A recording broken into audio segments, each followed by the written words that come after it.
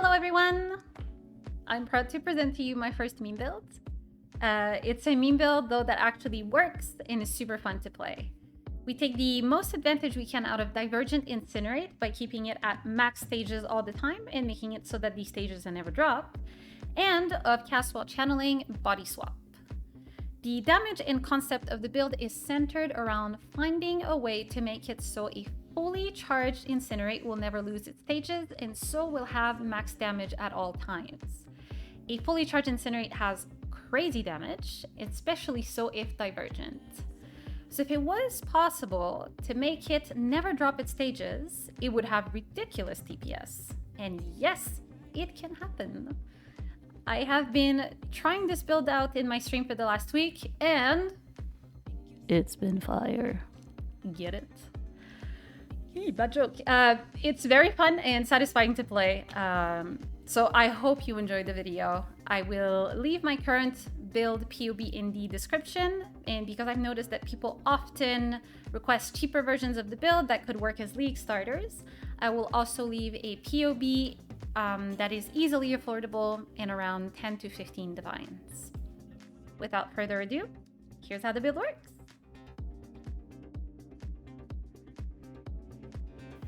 This is not a normal Incinerate build. This is a Divergent Incinerate with 10 stages and Ashes of the Stars build. Yes, that translates into a lot of damage. Normally, Incinerate has 25% more damage per stage with 8 maximum stages, which means 200% more damage at maximum stages. But because our Incinerate is Divergent with Ashes of the Stars, that's 35% more damage per stage, and we have Incinerate has +2 to maximum stages enchanted on the helmet. So if we can keep up our 10 stages at all times, that would be a total of 350% more damage, up from 200%. And guess what? We can keep up our maximum stages at all times. Cast While Channeling Bodyswap lets us move forward and teleport to packs while not dropping the stages. I know the mechanic of using Incinerate with Cast While Channeling and Bodyswap has been used in the past. I saw a few videos of it some years ago, but never really fully fledged out. So I really wanted to give a fair shot to this mechanic and make it be a viable mapper with very high DPS and huge AoE. Thanks to Heart of Destruction, Forbidden Power, and keeping our Incinerate at max stages at all times, we get 71 AoE radius. This makes this build clear really fast, in particular on linear maps like Toxic Sewer, Strand, Alleyways, Belfry, Underwater River, Silo, etc. Awaken Cast While Channeling makes it so we jump forward every 0.3 seconds, which is plenty fast, as you saw.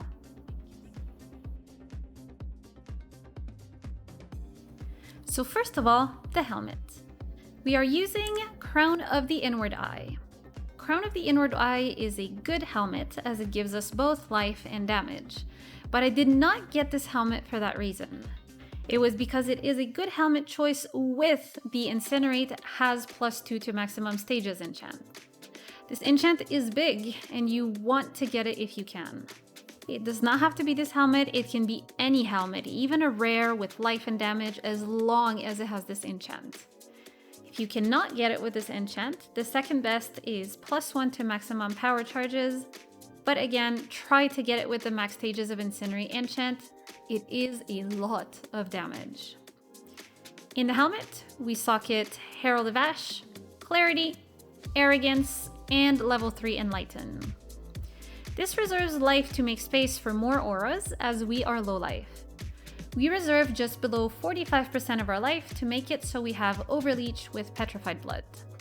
If you're not aware how that works, Petrified Blood makes it so you cannot recover life above low life. However, Leech will still try to recover life even if it is prevented by Petrified Blood. This will mean that as soon as you take damage, Leech will be present to instantly recover your life back to low life threshold.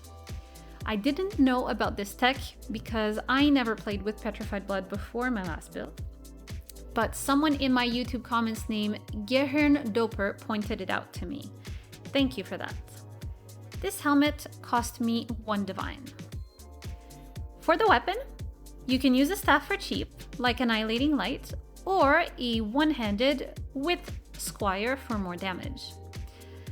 I have the Scepter and Squire from my other build, and I carried them over to this. However, you can just use Annihilating Light if you want. For the one-handed weapon, I have one that supports socketed gems with crit chance and crit damage, 40% more spell damage, and then +2 to level of socketed support gems for our Empower. Try to get one with at least crit strike support or crit damage support, if not both. 40% more spell damage and +2 to level of socketed support gems are really good to get, and I really would not compromise on the 40% more spell damage. For the Crucible passive tree, this weapon has +2 to level of socketed spell gems, really good to get, and level 10 Arcane Surge. I wouldn't compromise on the +2 to level of socketed spell gems. For the other node, it doesn't have to be Arcane Surge, it can be faster casting or Calling Strike, whatever you can find. I bought this weapon for 20 divines. However, this type of weapon has gone up in price since I bought it, but you can craft it. And like I said, you can sacrifice damage to get it much cheaper. I will have a crafting guide later in the video for the weapon. If you are rich and you want to commit to the meme, you can also use a mirrored item. In the weapon, we socket a 2120 Divergent Incinerate, level 1 Bodyswap, and a level 4 Empower. This makes our spell be level 29, which is huge. You do not have to have a 2120 Divergent Incinerate, a 2020 will do. With that being said, the way you can make a 2120 is to grab Uncorrupted 2020 Incinerate and use prime regrading lenses to change the quality until you get Divergent. At this point, you can either keep Divergent Incinerate 2020 or val it to get a 2120. We keep a level 1 Bodyswap for mana management, and also because we do not rely on Bodyswap for damage, we just use it for movement. If you do not have money for a level 4 Empower, a level 3 will do. In the shield, and for the other 3 sockets, we use Divergent Inspiration, Infused Channeling, and of course, Awaken cast while channeling. For the chest, we use Shroud of the Lightless. This chest is amazing as we use 14 Abyss Jewels. This gives us 42% increased maximum life and 56% elemental penetration. This chest really goes well with every life elemental build, and I've been sticking with it through most of the league because of how versatile it is. I bought a 3-socket shroud for 8 divines, but after my last build, the price went up a lot. You can always buy one with 2 sockets for 20 chaos. It won't be too big of a deal to lose an Abyss Jewel. In the chest, we socket Divergent Frostblink, which gets quality thanks to Ashes of the Stars. Then Portal, because as I've already said in another video, and I will keep pushing for it, it is the best gem in the game. And Petrified Blood, which also gets quality thanks to Ashes of the Stars. For the gloves, we use Command of the Pit for the 2 Abyss sockets. Mine has a 0.5 crit chance corruption, but you can get yours with LA weakness on hit, cast speed implicit, max life implicit, or frenzy charges implicit, whatever you can find. It can also just be uncorrupted if you want it cheap. I bought my gloves for 1 divine. In them, we socket a level 18 Steel Skin and a level 15 Cast when damage taken. You do not have to use these levels, use whichever level you want. Steel Skin is anomalous, which is great for Ashes of the Stars. The quality gives us 25% increased damage taken from the buff. Cast when damage taken is also anomalous, which makes our Steel Skin, struggling here with my S's, which makes our Steel Skin go from 1.5 seconds duration to 1.8 seconds duration. For the boots, we use Bubonic Trail. This gives us movement speed and mana reservation efficiency so we can run our auras, and it gives 2 Abyss sockets. I bought the boots for 100 chaos, and in them we socket Zealotry and Discipline. For the amulet, we use Ashes of the Stars. This is a major component of the build. We want the amulet to have 30% quality on it, and if it has less, your Divergent Incinerate should have at least 23% quality with a 27% quality amulet to reach the quality threshold. In short, we want Divergent Incinerate to reach 50% quality. This would give us 10% more damage per stage on top of the already present 25% more damage per stage. The mana reservation efficiency does not matter too much, but the higher you get it, the better. You can check in PoE for how much aura reservation efficiency between this and the boots you need to run your auras. But considering my boots have 16% reservation efficiency, which is the lowest roll, you can cheap out on Ashes of the Stars and grab better boots. I anointed my amulet with Discipline and Training in order to get more life, and I bought it for 37 divines. For the rings, we use Death Rush. This ring is ridiculous. It gives us Adrenaline, which is an absurd buff for mapping.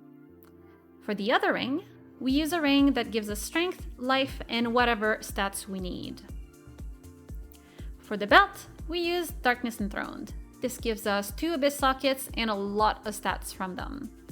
I dropped this belt, but it should be cheap to buy. For the Abyss Jewels, you want Life, Crit Multiplier, and Cast Speed on them. Added fire damage to spell. Right here. Added fire damage to spells is good too, but of a lower priority. The average Abyss Jewel cost me between 30 to 50 chaos, with some exceptions, and I bought all of the Abyss Jewels for around 400 chaos. However, Abyss Jewels have now risen in price as well. You can craft your own. I crafted some, and an easy way to do is to grab jewels with cast speed if you've dealt a critical strike recently fractured, and fossil craft the life and the crit multiplier with pristine and deft fossils. You can also start with blue jewels and just alt until you get life and either cast speed or crit multiplier. You can get 14 jewels fast that way. For the flasks, we use a good life flask. I've always loved using Blood of the Carly, so that's what I went for. We then use a Bismuth flask with elemental resistance's suffix to cap resistance without having to worry. Remember to enchant it with reused at the end of this flask effect. We then use a Quicksilver flask and a Diamond flask. For suffixes, you can look for cast speed during effect, percentage critical strike chance during effect, and percentage reduced effect of curses during effect. Get your flasks with increased charge recovery or reduced charges used. Finally, we leave the last flask slot empty for the Trader Keystone.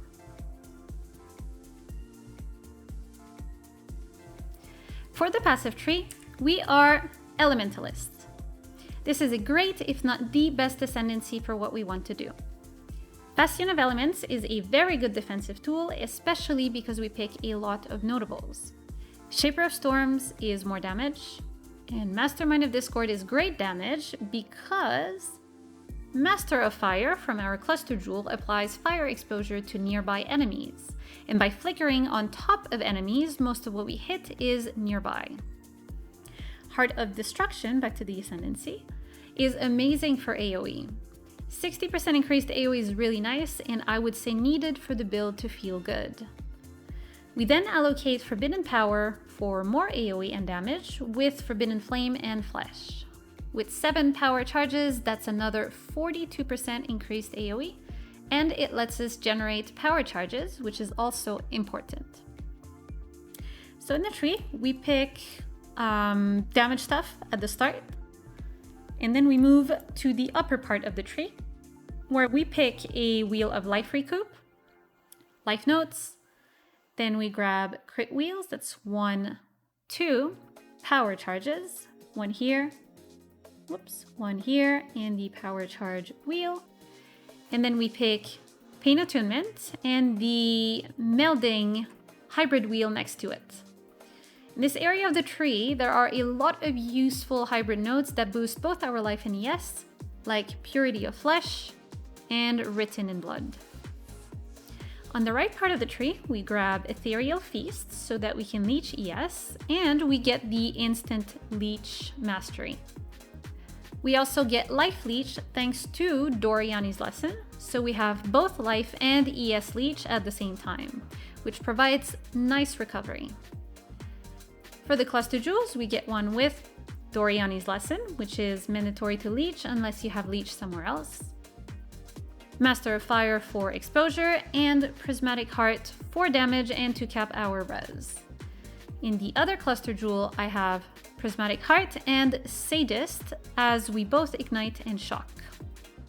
I then have a medium Cluster Jewel with Towering Threat and Vast Power. This is good for clear speed with the increased AoE and a little more tankiness with the life. And all of these notables count towards Bastion of Elements. Very importantly, we socket Brutal Restraint with the Trader here. This jewel is what allows us to sustain flasks and cap resists with them safely without dropping them. And it gives us Onslaught on Kill, which is insane for mapping. This number also gives us a little boost of life. I want to add a note here. In my build, I am able to generate Frenzy and Endurance charges because of this passive on a Crucible tree of my Squire. However, this is not important as we do not need these charges.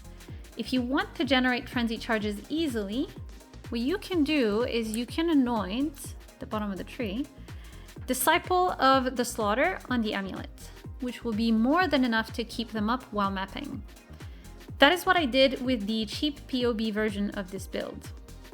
If you want instead to generate endurance charges for a little bit of extra tankiness, and in case you want to have an easier time capping your resistances, you can also anoint Disciple of the Unyielding, which should also be more than enough to sustain them while mapping.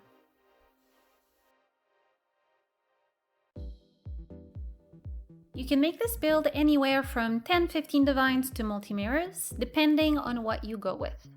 The total amount I spent for this build is around 120 divines, but I understand that certain items have become much more expensive than when I bought them. You do not need a one-handed with Squire, you can easily run a staff like Annihilating Light. This setup is not required for the mechanic to work, it's just to get a lot of DPS, but as long as you have Incinerate, Castwell Channeling, and Bodyswap, this will work. Shroud of the Lightless tripled in price, but you can buy a 2-socket Shroud for 20C, like I said earlier. If you go with Annihilating Light, you can use jewels to cap your resistances. Again, I will leave a PoB in the description for both my current version of the build and a cheaper version of the build.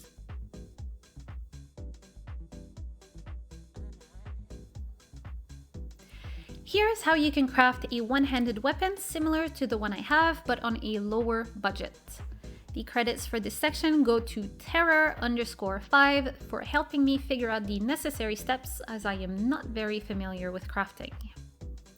To craft the item, there is an average cost of around 6 divines, plus the currency you spent on your base. First step, you want to tackle the Crucible tree. You will want to either buy or make a base with specific mods. The most impactful mods on a caster Squire weapon are, for tier 1, +2 to level of socketed spell gems. For tier 2, +60% to global critical strike multiplier with the -3% to critical strike chance, or 0.6% to spell critical strike chance, or 6% more cast speed.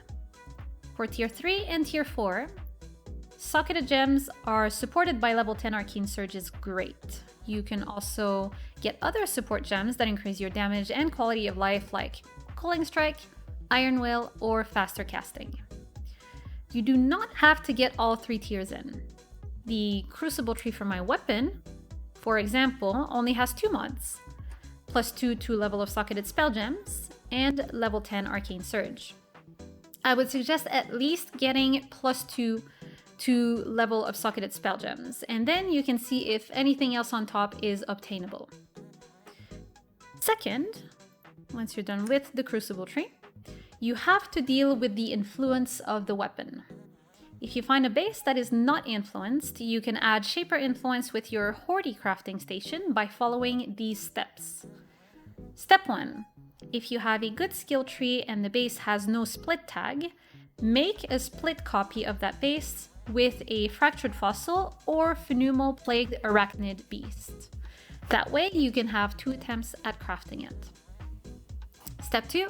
Use a Redeemer, Hunter, Warlord, or Crusader Exalted Orb, whatever is cheapest, and make your weapon influenced. Step 3. Use the Hoardy crafting station to craft. Randomize the influence types on an influence normal, magic, or rare items, as well as reforging the items with new random modifiers until you hit Shaper influence. Each craft costs around 21 chaos for 1000 primal crystallized life force. Now the final step of crafting the weapon is crafting the mods that you are looking for. Start fossil crafting with powerful resonators and etheric plus corroded plus shuddering fossils. Stop if you hit 40% more spell damage, level 18 increased critical strikes or higher tier, level 18 faster casting or higher tier. After that, use the crafting bench to craft +2 to level of socketed support gems. If your prefixes are filled, you can try to use an annulment orb to try and remove a prefix modifier. That's it. So all of this craft will amount to around 6 divines, as I previously said, on top of the base. This is really cheap considering how much power we get from this when combined with the Squire.